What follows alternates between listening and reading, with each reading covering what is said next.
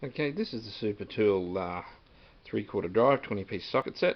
Been a bit of conjecture about this one on YouTube. This is like a pretty standard generic kit that you get from any Chinese manufacturer. Many retailers have them, they're just under different names.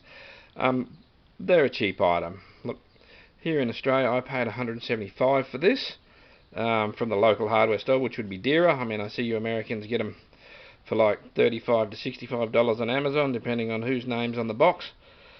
And you get what you pay for. You know, you can see that the quality is not exact, but I'm not a mechanic. I bought this specifically to do up the hub nuts on the wife's Falcon, which it does pretty good. They're about 26, I think, so that's why I bought it.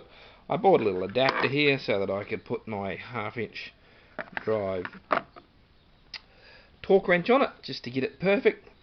Yeah, and there's been a bit of conjecture about the fact that it's not very good machining, and it's not the tightest, and they're not, 72 tooth and blah blah blah. But I mean, this is heavy duty stuff, It doesn't need finesse. One of the other things I've done with it is when the harmonic balancer separated on the Falcon, the way you take them off is you put the socket wrench on there, set it up against the body frame, and turn the engine on.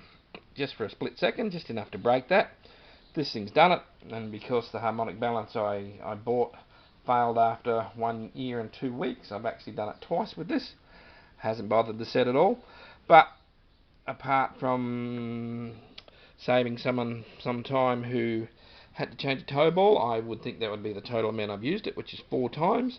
So I've certainly, I think, made back my $175 by the time I'd paid a mechanic to do those few jobs, and a tow truck to come and tow my mate's caravan home. If I hadn't been able to change the tow ball over, it was a bit more complicated than that. It was something to do with one vehicle being a Volkswagen and the other one being something different.